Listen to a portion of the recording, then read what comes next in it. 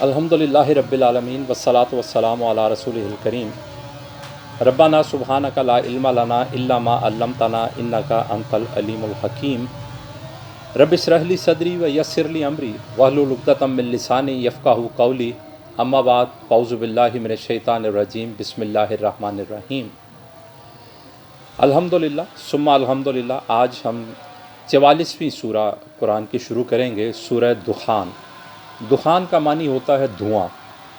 یہ لفظ ہم پہلے بھی پڑھ کر آئے ہیں، اب یہ دوسری مرتبہ آج کے سبق میں یہ اس سورہ کے اندر آیت نمبر 10 میں یہ لفظ استعمال ہوا ہے، بدخان مبین، واضح دھوئیں کے ساتھ۔ تو میں بارہا عرض کر چکا کہ قرآنی صورتوں کے نام کی جو وجہ ہوتی ہے وہ ایک یا یہ وجہ ہو سکتی ہے کہ اس سورہ میں اس موضوع پر کوئی گفتگو ہوئی ہو، یا پھر اس سورہ کے اندر ایک سے زیادہ باتیں ڈسکس ہوئی ہیں لیکن ان میں سے کسی ایک کے حوالے سے اس سورہ کا نام رکھا جائے۔ جیسے سب سے بڑی سورہ جو قرآن کی ہے سورہ بقرہ، اس میں مختلف موضوعات 286 آیتوں میں بیان ہوئے ہیں، جس میں سے ایک تذکرہ گائے کے واقعے کا تھا، اس سے اس سورہ کا نام سورہ بقرہ ہوا۔ اسی طرح اب یہ جو دن ہمارے جیسے جا رہے ہیں تو ایک سورہ ہے سورہ قدر، تو وہ سورہ جس میں قدر والی رات کا تذکرہ ہے۔ اب اس سورہ میں اور کوئی گفتگو نہیں ہے، ساری گفتگو صرف قدر والی رات کی ہے، تو اس سورہ کا نام سورہ قدر ہے۔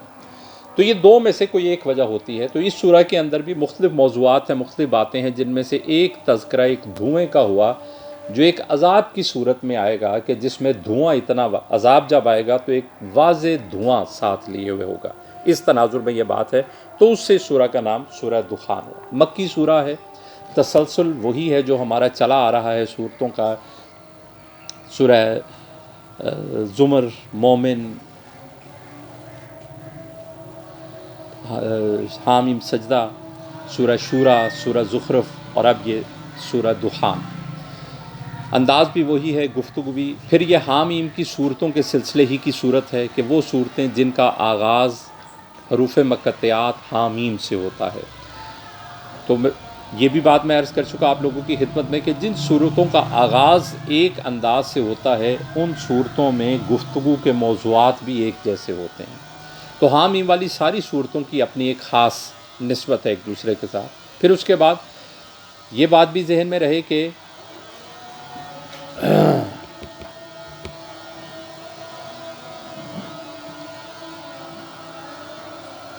اللہ اکبر، اللہ اکبر، اللہ اکبر، اللہ اکبر، اللہ اکبر، اللہ اکبر، اشہد ان لا الہ الا اللہ، اشہد ان اشہد ان لا الہ الا اللہ، اشہد ان لا الہ اشہد ان محمد رسول اللہ، اشہد ان محمد رسول اللہ، حی علی الصلاۃ، حی علی الصلاۃ، حی علی الفلاح، حی علی الفلاح۔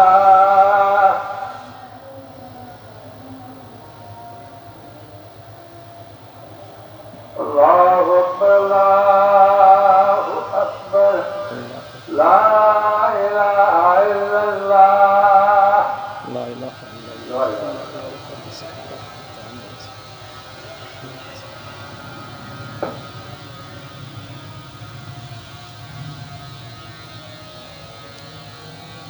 مکی صورت ہونے کے اعتبار سے موضوعات میں بارہا عرض کر چکا کہ مکی صورتوں کے موضوعات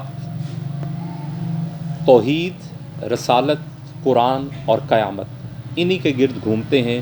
بیچ میں پھر دلائل کے اعتبار سے گفتگو مختلف مثالوں کی آ جاتی ہے، ماضی کی قوموں کا تذکرہ آ جاتا ہے، جو جس دور میں یہ آیتیں نازل ہو رہی تھیں اس دور کے نافرمانوں کے رویے کا تذکرہ بیچ میں آ جاتا ہے.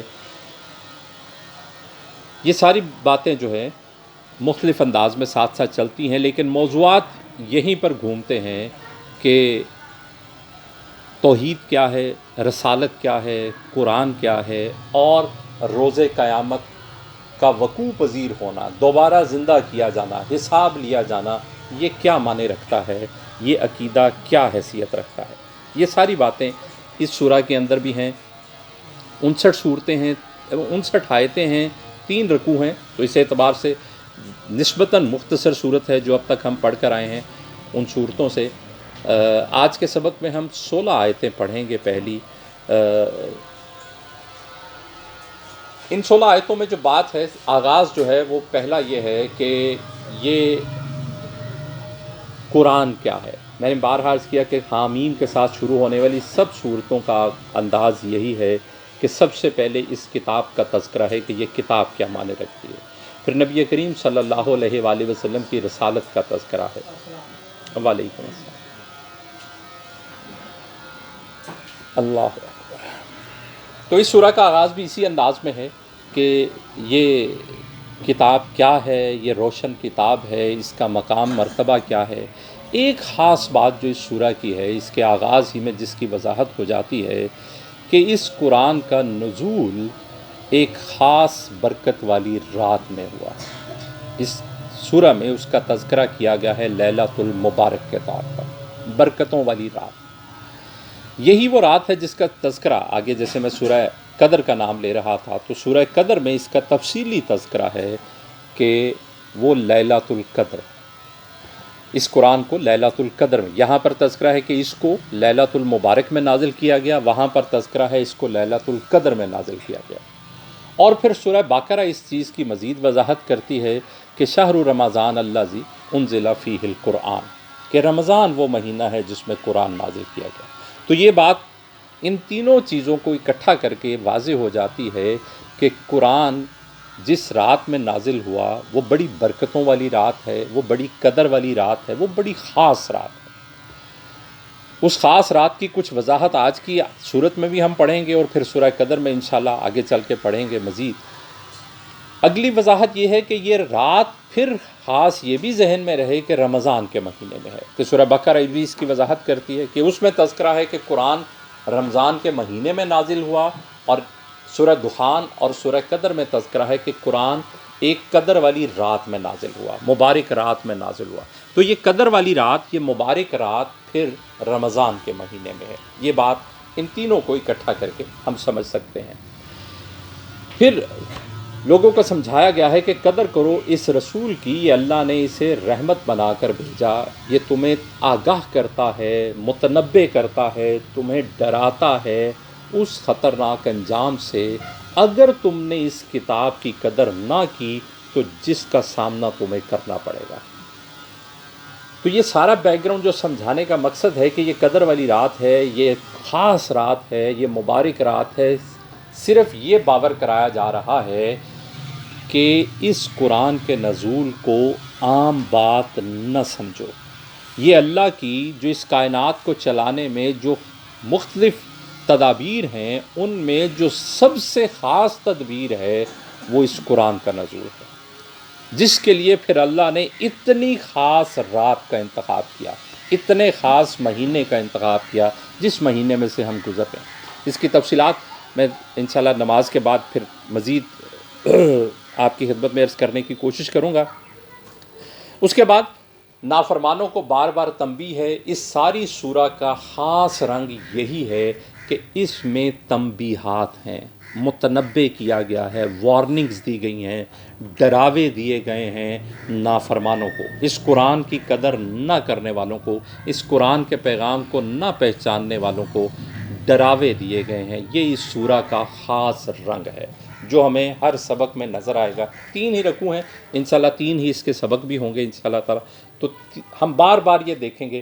پیچھے حضرت موسیٰ اور حضرت موسیٰ علیہ السلام کی قوم کا تذکرہ ہے، تو وہاں پر بھی اس مثال کا بھی پہلو یہی ہے کہ ڈراوا، کہ وہ بھی ڈراوا لے کے تھے. ڈراوے سے مراد یہاں پر لوگوں کو صبح و شام کے خوف میں مبتلا کرنا نہیں ہے، ڈراوا اس انجام سے ہے کہ جو اس کتاب کی، اللہ کے بات کی قدر نہ کرنے کے نتیجے میں پیش آئے گا، اس چیز سے آگاہ کیا جا رہا ہے، وارننگ دی جا رہی ہے، آگاہ کیا جا رہا ہے، سمجھایا جا رہا ہے۔ تو اس سورہ میں بھی یہی پہلو نمایاں رہے گا، آج کے سبق میں بھی یہی بات، توحید کا تذکرہ ہوگا کہ یہ زمین آسمان جو کچھ اس کے درمیان ہے سب اللہ کا ہے، سب بادشاہی اللہ کی ہے، کیوں نہیں بات مانتے؟ پھر جب اللہ کوئی ہلکا سا جھٹکا دیتا ہے تو روتے ہیں، گڑ گڑاتے ہیں لوگ، اللہ سے کہتے ہیں اللہ عذاب دور کر دے، ہم پلٹ آئیں گے، ایمان لے آئیں گے۔ اللہ کہتے ہیں جب میں تھوڑی سی ڈھیل دیتا ہوں تو واپس پہلے جیسے حالات میں بدل جاتے ہیں۔ یہی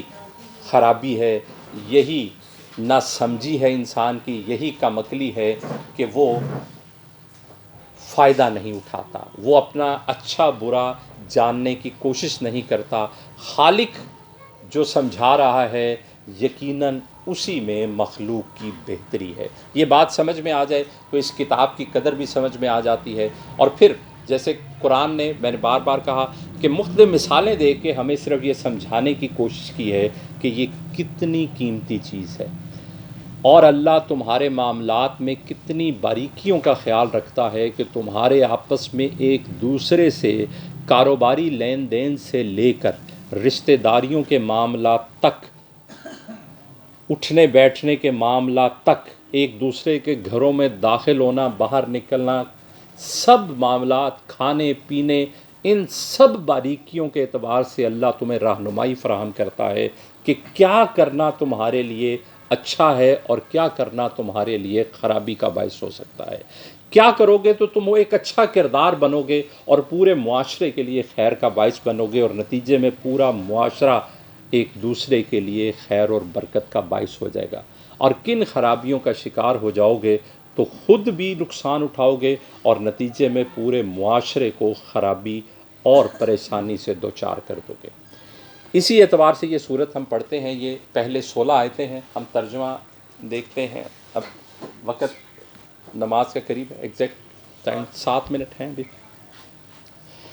چلیں ہم ترجمہ دیکھ لیتے ہیں 5 6 7 آیتوں کا، پھر انشاءاللہ بعد میں تفصیل آ کے پڑھتے ہیں اس کی۔ اعوذ باللہ من الشیطان الرجیم، بسم اللہ الرحمن الرحیم۔ حامیم والکتاب المبین۔ وا قسم کے معنوں میں ہے، اور قسم میں بار بار عرض کر چکا کہ قرآن جب قسم اٹھاتا ہے تو اس سے مراد گواہی اور شہادت ہے۔ ہم اس پہ دوسرا مارکر کدھر ہے، یہ خراب ادھر رکھتی ہے۔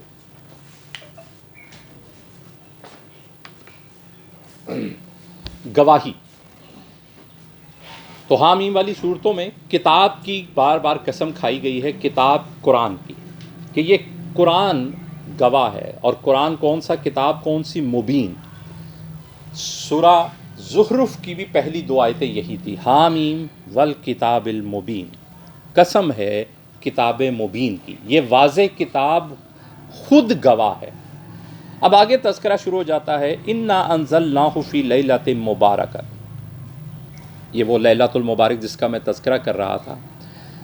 میں ترجمہ عرض کرتا ہوں، انا بے شک ہم نے، انزلناہ، انزل نازل کیا، نا ہم نے، ہو اسے، فی میں، لیلۃ المبارک، لیل رات، مبارک، بے شک ہم نے اس کو مبارک رات میں نازل کیا ہے۔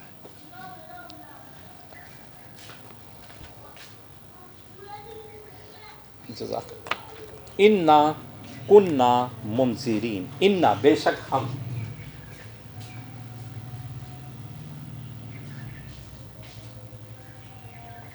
یہ بھی نہیں چل رہا، یہ بھی پرانا ہے، چلیں دیکھ لیتے ہیں، یہ دوسرے یوز کریں۔ منذرین، اب یہ جو میں نے سورہ کا پورا ماحول آپ کی خدمت میں پیش کیا تھا وہ یہ ہے، انذار، منذرین، نذیر لفظ بھی ہم پڑھ کے آ چکے ہیں، انذار آگاہ کرنا، متنبہ کرنا، وارن کرنا۔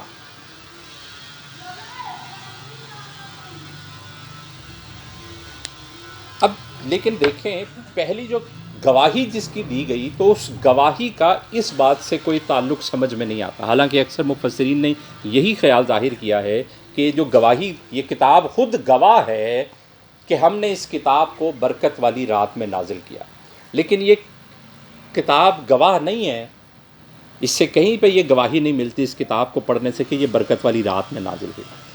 تو میں پہلے بھی عرض کر کے آیا کہ جہاں پر بھی اس کتاب کی شہادت کی بات ہے، لیکن آگے یہ بات واضح نہیں ہے کہ گواہی کس چیز کی دی جا رہی ہے، تو سورہ یاسین والی گواہی وہاں پر سٹینڈ کرے گی، اِنَّکَ لَمِنَ الْمُرْسَلِینَ، کہ یہ کتاب گواہ ہے، یہ کتاب شہادت دیتی ہے، یہ کتاب اس بات پر گواہ ہے کہ اے پیارے صلی اللہ علیہ وآلہ وسلم یقیناً آپ اللہ کے رسولوں میں سے ہیں۔ تو یہاں پر بھی یہ جو گواہی کہی گئی ہے، یہ گواہی کس چیز کی ہے؟ اے پیارے صلی اللہ علیہ وآلہ وسلم یقیناً آپ اللہ کے رسولوں میں۔ آگے چل کے میں اس کی وضاحت کروں گا کہ یہ کیسے اس سے ریلیونٹ بنتا ہے۔ اس کے بعد پھر اگلی بات شروع کی گئی ہے، وہ کیا ہے کہ بے شک ہم نے، پھر اب یہ جس کتاب کی گواہی کی بات ہو رہی ہے، اب اس کتاب کی اہمیت جتائی جا رہی ہے کہ یہ سمجھو کہ یہ کتاب کیا ہے، کہ یہ کتاب، پہلے ہم ایک بات پیچھے پڑھ کر آئے تھے کہ یہ کتاب لوح محفوظ سے آئی ہے، تو وہاں میں نے عرض کیا تھا کہ یہ کتاب کا نسب بتایا جا رہا ہے کہ یہ سمجھو کہ یہ کتاب کس مقام سے آئی ہے، اس کتاب کا نسب کیا ہے۔ پھر ہم نے یہ پڑھا تھا کہ یہ کتاب نازل کس نے کی ہے؟ رحمان رحیم نے، تو یہ بات سمجھے کہ یہ رحمان رحیم کی نازل کردہ کتاب ہے۔ تو یہاں پر بات ہو رہی ہے کہ اللہ فرماتے ہیں کہ ہم نے اس کتاب کو مبارک رات میں نازل کیا، ہم نے اس کتاب کو برکتوں والی رات میں نازل کیا۔ اب یہ برکتوں والی رات کیا ہے، اس کی وضاحت کچھ اس سورہ میں بھی آئے گی اور پھر اس کی تفصیل سورہ قدر میں ہے۔ میں اس کا ترجمہ عرض کرتا ہوں آگے کہ اللہ کہتے ہیں کہ ہم نے یہ کتاب نازل کیوں کی؟ کیونکہ مقصد اے لوگو تمہیں آگاہ کرنا تھا، تمہیں وارن کرنا ہے کہ یہ کتاب، اس کتاب کے نہ ماننے والوں کے ساتھ کیا سلوک ہوگا۔ جو لوگ اس کتاب پر عمل نہیں کریں گے ان کا معاملہ کیا بنے گا، وہ وارننگ دینی ہے ہم نے۔ بسم اللہ الرحمن الرحیم۔ چلیں نماز پڑھتے ہیں، پھر انشاءاللہ تعالیٰ کے باقی بات کرتے ہیں۔